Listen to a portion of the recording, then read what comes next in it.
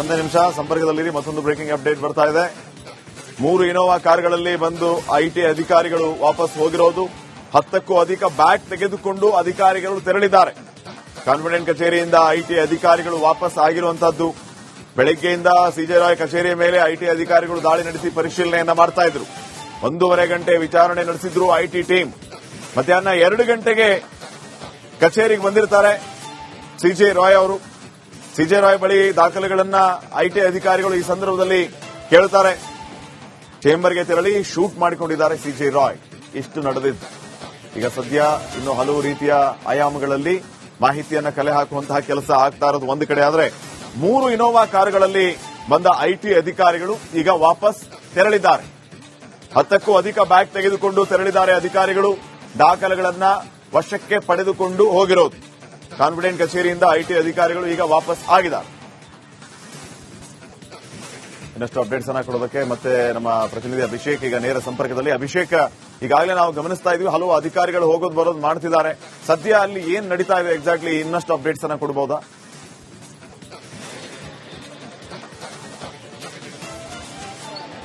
S, ಈಗ enquiry process ಏನಿದೆ ಅದು ಇನ್ನೂ ಕೂಡ ಮುಂದುವರೆದಿದೆ. ಇಲ್ಲಿರುವಂತಹ ಸಿಬ್ಬಂದಿಗಳಿಂದ ಹೇಳಿಕೆಗಳನ್ನು ಪಡೆದುಕೊಳ್ಳುವಂಥದ್ದು ಮತ್ತು ಎಕ್ಸಾಕ್ಟ್ ಆಗಿ ಏನಾಗಿದೆ ಅನ್ನುವಂಥದ್ದು ಮತ್ತು ಐಟಿ ಅಧಿಕಾರಿಗಳು ಎಷ್ಟು ಹೊತ್ತಿಗೆ ಇಲ್ಲಿಗೆ ಬಂದ್ರು, ಎಷ್ಟು ಹೊತ್ತಿನವರೆಗೆ ಎನ್ಕ್ವೈರಿ ನಡೀತು, ಅಂದ್ರೆ ಕೇರಳ ಐಟಿ ಅಧಿಕಾರಿಗಳು ಎಷ್ಟು ಹೊತ್ತಿನವರೆಗೆ ಅವರನ್ನ ವಿಚಾರಣೆಗೆ ಒಳಪಡಿಸಿದ್ರು, ಅದೆಲ್ಲದರ ಮಾಹಿತಿಯನ್ನು ಕಲೆ ಹಾಕುವಂತಹ ಕೆಲಸವನ್ನ ಸ್ಥಳೀಯ ಪೊಲೀಸರು ಮಾಡ್ತಾ ಇದ್ದಾರೆ ಅಂತಾನೆ ಹೇಳ್ಬೋದು. ಈಗ ಸದ್ಯದ ಮಟ್ಟಿಗೆ ಅದರ ಮುಂದುವರಿದ ಪ್ರೋಸೆಸ್ ಎಂಬಂತೆ ಸೋಕೋ ಟೀಮ್ ಸ್ಥಳಕ್ಕೆ ಬರುತ್ತೆ. ಸ್ಥಳಕ್ಕೆ ಬಂದು ಅಂಶಗಳನ್ನು ಅಂದ್ರೆ ತನಿಖೆಗೆ ಬೇಕಾದಂತಹ ತನಿಖೆಯ ಒಂದಷ್ಟು ಭಾಗ ಅಂತಾನೆ ಹೇಳ್ಬೋದಾಗಿದೆ. ಅಲ್ಲಿರುವಂತಹ ಬುಲೆಟ್ ಪೀಸಸ್ ಆಗಿರಬಹುದು ಮತ್ತೆ ವಶಕ್ಕೆ ಪಡೆದುಕೊಂಡಂತಹ ಗನ್ ಏನಿದೆ ಅದೆಲ್ಲದರ ಕಲೆ ಹಾಕಿ ಅದನ್ನ ಎಫ್ಎಸ್ ಅಲ್ಲಿ ಕಳಿಸುವಂತಹ ಪ್ರಕ್ರಿಯೆ ಇದು. ಆ ಪ್ರಕ್ರಿಯೆ ಈಗ ಮುಂದುವರೆದಿದೆ ಅಂತಾನೆ ಹೇಳ್ಬೋದು. ಈಗಾಗಲೇ ನೀವು ನೋಡ್ತಾ ಇರಬಹುದು ಸೋಕೋ ಟೀಮ್ ಎಲ್ಲವೂ ಕೂಡ ಅಂದ್ರೆ ಈಗ ಬಾಕ್ಸ್ ಗಳನ್ನ ತೆಗೆದುಕೊಂಡು ಹೋಗಿ ಒಂದಷ್ಟು ಇದನ್ನ ಕಲೆ ಹಾಕುವಂತದ್ದು ಮಾಡ್ತಾ ಇದೆ. ಈಗ ಬಹುತೇಕ 1 ಗಂಟೆಗಳ ಕಾಲ ಈ ಒಂದು ಪ್ರೋಸೆಸ್ ನಡೆಯುವಂತಹ ಸಾಧ್ಯತೆ ಅಂದ್ರೆ ಸಣ್ಣ ಸಣ್ಣ ಅಂಶಗಳನ್ನು ಕೂಡ ಅದನ್ನ ರಿಪೋರ್ಟ್ ಮಾಡಬೇಕಾಗುತ್ತೆ ಮತ್ತು ಅದನ್ನ ಕಲೆ ಹಾಕುವಂತಹ ಒಂದು ಕೆಲಸಗಳನ್ನ ಫಿಂಗರ್ ಪ್ರಿಂಟ್ ಆಗಿರ್ಬೋದು ಎಲ್ಲವನ್ನು ಮಾಡಬೇಕಾಗುತ್ತೆ. ಈಗ ಸದ್ಯ ಒಂದು ಕಡೆ ಸೋಕೋ ಟೀಮ್ ತಮ್ಮ ಕೆಲಸವನ್ನ ಮಾಡ್ತಾ ಇದೆ, ಮತ್ತೊಂದು ಕಡೆ ಪೊಲೀಸರು ಇಲ್ಲಿದ್ದಂತಹ ಪೊಲೀಸರು ಏನಿದ್ದಾರೆ ಅವರು ಇಲ್ಲಿ ಒಂದಷ್ಟು ಮಾಹಿತಿ ಕಲೆ ಹಾಕುವಂತಹ ಕೆಲಸಗಳನ್ನು ಕೂಡ ಮಾಡ್ತಾ ಇದ್ದಾರೆ. ಈಗ ಈ ಒಂದು ಪ್ರಕರಣ ಸಾಕಷ್ಟು ಒಂದು ಗಂಭೀರತೆಯನ್ನು ಪಡೆದುಕೊಂಡಂತಹ ಒಂದು ಪ್ರಕರಣ ಆಗಿದೆ.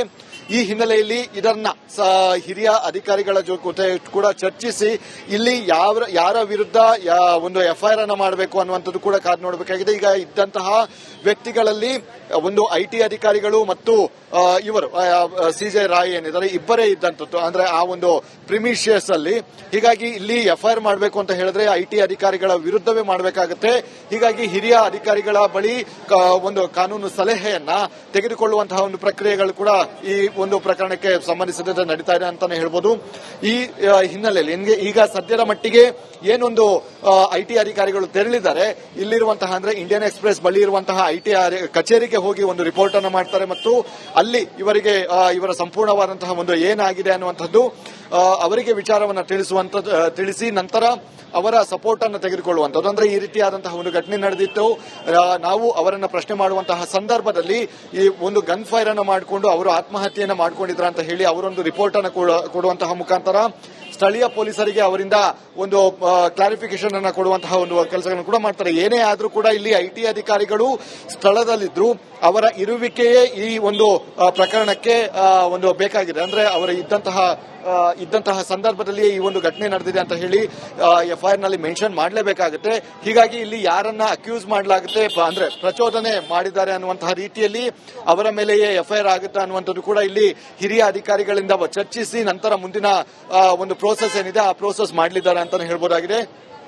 ಈಗ ಸದ್ಯದ ಮಟ್ಟಿಗೆ ಅವರನ್ನ ಐಟಿ ಅಂದ್ರೆ ಕಚೇರಿ ಸ್ಥಳೀಯ ಕಚೇರಿ ಏನಿದೆ ಅಲ್ಲಿಗೆ ಕಳಿಸುವಂತಹ ಅಂದ್ರೆ ಬಿಟ್ಟು ಕಳಿಸುವಂತಹ ಒಂದು ಕೆಲಸಗಳಾಗಿದೆ. ಇನ್ನು ಯಾಕಂದ್ರೆ ಇಲ್ಲಿದ್ದಂತಹ ಒಂದಷ್ಟು ಪ್ರೋಸೆಸ್ಗಳು ಆಗ್ಬೇಕಾಗುತ್ತೆ ಅಂದ್ರೆ ಪೊಲೀಸ್ ಪ್ರೋಸೆಸ್ಗೆ ಆಗ್ಬೇಕಾಗುತ್ತೆ. ಅದೆಲ್ಲವನ್ನು ಕೂಡ ಮುಗಿಸಿ ನಂತರ ಅವರನ್ನ ಪೊಲೀಸ್ ಠಾಣೆಗೆ ಕರೆಸಿ ಹೇಳಿಕೆಗಳನ್ನ ಪಡೆದುಕೊಳ್ಳುವಂತದ್ದು ಮುಂದಿನ ಪ್ರೋಸೆಸ್ ಅಂತಾನೆ ಹೇಳ್ಬೋದು. ಈ ಒಂದು ಪ್ರಕರಣಕ್ಕೆ ಸಂಬಂಧಿಸಿದಂತೆ ಅವರ ದಾಖಲಾತಿಗಳನ್ನು ಕೂಡ ಪರಿಶೀಲನೆ ಸಹಜವಾಗಿ ಅದೆಲ್ಲವೂ ಕೂಡ ಪೊಲೀಸ್ ತನಿಖಾ ಮ್ಯಾನ್ಯುವಲ್ ಅಂದ್ರೆ ತನಿಖಾದ ಒಂದು ಇದಂತಾನೆ ಹೇಳ್ಬೋದಾಗಿದೆ, ಫಾರ್ಮೆಟ್ ಅಂತಾನೆ ಹೇಳ್ಬೋದು. ಅದೆಲ್ಲನೂ ಕೂಡ ಕಲೆಕ್ಟ್ ಮಾಡಿ ಒಂದು ಅವರಿಂದ ವಿಚಾರಗಳನ್ನ ಅಂದ್ರೆ ಇನ್ನಷ್ಟು ಇನ್ಪುಟ್ ಗಳನ್ನ ತೆಗೆದುಕೊಳ್ಳುವಂತಹ ಕೆಲಸಗಳನ್ನು ಕೂಡ ಮುಂದಿನ ಹಂತದಲ್ಲಿ ಮಾಡಲಿದ್ದಾರೆ ಅಂತಾನೆ ಹೇಳ್ಬೋದು. ಈಗ ಈ ಒಂದು ಪಾರ್ಟ್ ಆಫ್ ಏನಿದೆ ಕ್ರೈಮ್ ಸೀನ್ ಅಲ್ಲಿ ಇದ್ದಂತಹ ಒಂದಷ್ಟು ಪ್ರೋಸೆಸ್ ಅನ್ನು ಮುಗಿಸಿದ ಬಳಿಕ ನಂತರ ಬಾಡಿಯನ್ನ ಹಸ್ತಾಂತರ ಮಾಡುವಂತದ್ದು ಮತ್ತೆ ಅದರ ಪೋಸ್ಟ್ ಮಾರ್ಟಮ್ ಮಾಡಿಸಿದ ಬಳಿಕ ಅದನ್ನು ಕುಟುಂಬಸ್ಥರಿಗೆ ರವಾನೆ ಮಾಡಲಾಗುತ್ತೆ. ಇನ್ನು ಇಲ್ಲಿ ಕಾರಣಗಳು ಸಾಕಷ್ಟು ಗೊಂದಲ ಅನ್ನೋದಕ್ಕಿಂತ ಇಲ್ಲಿ ಮೇಲ್ನೋಟಕ್ಕೆ ಐಟಿ ಅಧಿಕಾರಿಗಳ ಎದುರುಗಡೆ ಇದು ಮಾಡಿದ್ರೆ ಅಂತ ಹೇಳಿದ್ರೆ ಅದೇ ವಿಚಾರ ಅಂತ ಹೇಳಿ 90% ಇರುತ್ತೆ. ಆದ್ರೆ ಕೆಲವೊಂದು ವಿಚಾರಗಳು ಗೌಪ್ಯವಾಗಿರುತ್ತೆ. ಇದೊಂದು ನೆಪ ಅಂತ ಇರಬಹುದು ಅನ್ನುವಂತಹ ಆಂಗಲ್ ನಲ್ಲಿ ಕೂಡ ಪೊಲೀಸರು ತನಿಖೆಯನ್ನು ಮಾಡುವಂತಹ ಒಂದು ಕೆಲಸವನ್ನು ಕೂಡ ಮಾಡ್ತಾರೆ. ಅಂದ್ರೆ ಐಟಿ ಅಧಿಕಾರಿಗಳು ಪದೇ ಪದೇ ಈ ರೀತಿಯಾಗಿ ದಾಳಿಯನ್ನು ನಡೆಸಿದಂತಹ ಸಂದರ್ಭದಲ್ಲಿ ಇವರು ಮಾನಸಿಕ ಸ್ಥೀಮಿತವನ್ನು ಕಳೆದುಕೊಂಡು ಈ ರೀತಿಯಾದಂತಹ ಕೃತ್ಯವನ್ನು ಎಸಗಿದ್ದಾರೆ ಅನ್ನುವಂತಹ ಅನುಮಾನಗಳು ಕೂಡ ಸಹಜವಾಗಿಯೇ ಮೂಡುತ್ತೆ. ಯಾಕಂದ್ರೆ ಈ ಹಿಂದೆಯೂ ಕೂಡ ಅಂದ್ರೆ ಹಲವು ಬಾರಿ ಇದೇ ಒಂದು ಕಚೇರಿ ಅಂತಲ್ಲ, ಇವರಿದ್ದಂತಹ ವಿವಿಧ ಕಚೇರಿಗಳೇನಿದೆ ಅಂದ್ರೆ ಇವರ ಒಡೆತನದ ವಿವಿಧ ಕಚೇರಿಗಳೇನಿದೆ ಆ ಕಚೇರಿಗಳ ಮೇಲೆ ಕೂಡ ಐಟಿ ಅಧಿಕಾರಿಗಳು ದಾಳಿಯನ್ನು ನಡೆಸಿ ಅವರನ್ನ ನಿರಂತರವಾಗಿ ಕ್ವಶನಿಂಗ್ ಮಾಡುವಂತಹ ಒಂದು ಪ್ರಕ್ರಿಯೆಗಳನ್ನು ಕೂಡ ಮಾಡಿದ್ರು. ಹೀಗಾಗಿ ಪದೇ ಪದೇ ಈ ರೀತಿಯಾದಂತಹ ಒಂದು ದಾಳಿಯನ್ನು ನಡೆಸಿ ತಮಗೆ ಒಂದು ಮಾನಸಿಕವಾಗಿ ಕಿರುಕುಳ ಕೊಡ್ತಾ ಇದ್ದಾರೆ ಅನ್ನುವಂಥದ್ದು ಅಂದ್ರೆ ಸಹಜವಾಗಿ ಫ್ರಸ್ಟ್ರೇಷನ್ ಇದ್ದೇ ಇರುತ್ತೆ ಎಲ್ಲರಿಗೂ ಕೂಡ. ಈ ಒಂದು ಫ್ರಸ್ಟ್ರೇಷನ್ ಒಳಗಾಗಿ ಅವರು ಶೂಟ್ ಮಾಡ್ಕೊಂಡಿರುವಂತಹ ಅಂದ್ರೆ ಗನ್ ಫೈರ್ ಮಾಡ್ಕೊಂಡಿರುವಂತಹ ಸಾಧ್ಯತೆಗಳು ಕೂಡ ಇದೆ. ಹೀಗಾಗಿ ಈ ಒಂದು ಪ್ರಕರಣಕ್ಕೆ ಸಂಬಂಧಿಸಿದಂತೆ ಈಗ ಶವ HSR ಲೇಔಟ್ ಬಳಿ ಇರುವಂತಹ ಆಸ್ಪತ್ರೆಯಲ್ಲಿದೆ. ನಂತರ ಅದನ್ನು ಪೋಸ್ಟ್ ಮಾರ್ಟಮ್ ಅಂದ್ರೆ ಸರ್ಕಾರಿ ಆಸ್ಪತ್ರೆಗೆ ರವಾನೆ ಮಾಡಲಾಗುತ್ತೆ. ಅದನ್ನು ಪೋಸ್ಟ್ ಮಾರ್ಟಮ್ ಆದ ಬಳಿಕ ಕುಟುಂಬಸ್ಥರಿಗೆ ಹಸ್ತಾಂತರ ಮಾಡುವಂತಹ ಒಂದು ಪ್ರಕ್ರಿಯೆಗಳು ಕೂಡ ಮುಂದಿನ ಹಂತದಲ್ಲಿ ನಡೆದಿದೆ. ಇಲ್ಲಿ ಸಾಕಷ್ಟು ಒಂದು ಫೇಮಸ್ ಆದಂತಹ ಒಂದು ಕಂಪನಿ ಆಗಿತ್ತು ಕಾನ್ಫಿಡೆನ್ಸ್ ಗ್ರೂಪ್ ಅಲ್ಲಿ. ಕೆಲವೊಂದು ಮೂವೀಸ್ ಗಳಿಗೆ ಕೆಲವೊಂದು ರಿಯಾಲಿಟಿ ಶೋಸ್ ಗಳಿಗೆ ಸ್ಪಾನ್ಸರ್ ಗಳನ್ನು ಮಾಡುವಂತಹ ಮುಖಾಂತರ ಒಂದು ಖ್ಯಾತಿಯನ್ನು ಪಡ್ಕೊಂಡಿದ್ರು ಮತ್ತು ಹಲವು ಗಣ್ಯರಿಗೂ ಕೂಡ ಅಂದ್ರೆ ಹತ್ತಿರವಾಗಿದ್ದಂತಹ ಮನುಷ್ಯ ಅಂತಾನೆ ಹೇಳ್ಬೋದು ಈ CJ ರಾಯ್. ಆದ್ರೆ ಈ ರೀತಿಯಾಗಿ ದುರಂತವಾದಂತಹ ಒಂದು ಅಂತ್ಯವನ್ನ ಕಂಡಿರೋ ಒಂದು ಸಾಕಷ್ಟು ಒಂದು ದುರಂತ ಅಂತಾನೆ ಹೇಳ್ಬೋದು. ಹೀಗಾಗಿ ಸದ್ಯ ಈ ಒಂದು ಪ್ರಕರಣಕ್ಕೆ ಇನ್ನಷ್ಟು ಅಂದ್ರೆ ಯಾರ್ಯಾರು ಈ ಒಂದು ಘಟನೆಯಲ್ಲಿ ಇದ್ರ ಅಂದ್ರೆ ಪ್ರಸ್ತುತಿ ಇದ್ರು ಅದರ ಪಾರ್ಟ್ ಆಫ್ ಇನ್ವೆಸ್ಟಿಗೇಷನ್ ಅನ್ನ ಪೊಲೀಸರು ಈಗಾಗಲೇ ಮುಂದುವರೆಸಿದ್ದಾರೆ. ಮುಂದಿನ ಹಂತದಲ್ಲಿ ಬೇರೆ ಬೇರೆ ವಿಚಾರಗಳು ಕೂಡ ತಿಳಿಯುವಂತಹ ಒಂದು ಸಾಧ್ಯತೆಗಳು ಕೂಡ ತಳ್ಳಿ ಹಾಕುವಂತಿಲ್ಲ. ಮುಖ್ಯವಾಗಿ ಇಲ್ಲಿ ಬಹುಮುಖ್ಯವಾಗಿ ಕುಟುಂಬಸ್ಥರನ್ನ ಹೇಳಿಕೆಗಳನ್ನು ಪಡೆದುಕೊಳ್ಳುವಂಥದ್ದು, ಅವರ ವಾಟ್ಸ್ಆಪ್ ಚೆಕ್ ಮಾಡುವಂಥದ್ದು ಮತ್ತು ಇನ್ನಿತರ ಅಂದ್ರೆ ವಾಟ್ಸ್ಆಪ್ಗಳನ್ನು ಪರಿಶೀಲನೆ ನಡೆಸಿ ಅದರಲ್ಲಿ ವಾಟ್ಸ್ಆಪ್ನಲ್ಲಿ ಏನಾದರೂ ಇದನ್ನ ಮಾಡಿದಾರಾ, ಏನಾದರೂ ಮೆಸೇಜ್ಗಳನ್ನು ಹಾಕಿದಾರ, ಡೆತ್ ನೋಟ್ಗಳು ಏನಾದರೂ ಇದೆಯಾ ಅಥವಾ ಬೇರೆ ಯಾರಿಗಾದ್ರೂ ಕರೆಯನ್ನ ಮಾಡಿ ತಾವು ಈ ರೀತಿಯಾದಂತಹ ಒಂದು ಇದನ್ನ ಮಾಡ್ಕೋತಿದೀವಿ ಅಂತ ಹೇಳಿ ಏನಾದರೂ ಇದು ಮಾಡ್ತಾ ಇದಾರ, ಅದೆಲ್ಲದರ ಪರಿಶೀಲನೆ ನಡೆಸುವಂತಹ ಮುಖಾಂತರ ಈಗಾಗಲೇ ಮಾಡ್ತಾ ಇರುವಂತದ್ದು. ಹೀಗಾಗಿ ಈ ಒಂದು ಪ್ರೋಸೆಸ್ ಏನಿದೆ ಈ ಒಂದು ಪ್ರೋಸೆಸ್ಗೆ ಸಂಬಂಧಪಟ್ಟಂತೆ ಎಲ್ಲಾ ವಿಚಾರಗಳನ್ನು ಕೂಡ ಈಗ ಇದನ್ನ ಮಾಡ್ತಾ ಇರುವಂತಹ ತನಿಖೆಯನ್ನ ಮಾಡುವಂತಹ ಒಂದು ಕೆಲಸಗಳು ಕೂಡ ನಡೀತಾ ಇದೆ. ಇನ್ನು ಈ ಒಂದು ಸಂಬಂಧಿತವಾದಂತಹ ಹಲವು ಏನಿದೆ ದಾಖಲೆಗಳೇನಿದೆ ಅಲ್ಲಿದ್ದಂತಹ ಸ್ಥಳದಲ್ಲಿ ಇರುವಂತಹ ಅವರ ಮೊಬೈಲ್ ಅನ್ನ ಮೊದಲು ಪರಿಶೀಲನೆ ನಡೆಸುವಂತಹ ಒಂದು ಕೆಲಸವನ್ನ ಸೈಬರ್ ಟೀಮ್ ಏನಿದೆ ಅಂದ್ರೆ ಟೆಕ್ನಿಕಲ್ ಟೀಮ್ ಏನಿದೆ ಅದನ್ನು ಕೂಡ ಮಾಡ್ತಾ ಇದ್ದಾರೆ. ವಾಟ್ಸ್ಆಪ್ ಗಳನ್ನ ಮುಂದಿನ ದಿನಗಳಲ್ಲಿ ರಿಟ್ರೀವ್ ಮಾಡುವಂತದ್ದು ಅಂದ್ರೆ ಯಾರಾದ್ರೂ ಇವರಿಗೆ ಏನಾದ್ರೂ ಬೆದರಿಕೆ ಹಾಕಿದಾರಾ, ಬ್ಲಾಕ್ ಮೇಲ್ ಮಾಡಿದಾರಾ ಅಥವಾ ಬೇರೆ ಏನಾದ್ರೂ ಕಾರಣ ಅನ್ನುವಂಥದ್ದು ಕೂಡ ಇಲ್ಲಿ ಆ ಆಂಗಲ್ ನಲ್ಲಿ ಕೂಡ ಯೋಚನೆ ಮಾಡಬೇಕಾಗುತ್ತೆ. ಯಾಕಂದ್ರೆ ಒಂದು ದಿಕ್ಕು ತಪ್ಪಿಸುವಂತಹ ಒಂದು ಪ್ರಯತ್ನಗಳು ಕೂಡ ಅಂದ್ರೆ ಈ ಒಂದು ಐಟಿ ಅಧಿಕಾರಿಗಳು ಬಂದಂತಹ ಸಂದರ್ಭದಲ್ಲಿ ಶೂಟ್ ಮಾಡಿದ್ದಾರೆ ಅಂತ ಹೇಳಿದ್ರೆ ಬೇರೆ ಬೇರೆ ರೀತಿಯಾದಂತಹ ಒಂದು ಅರ್ಥಗಳು ಹೋಗುತ್ತೆ.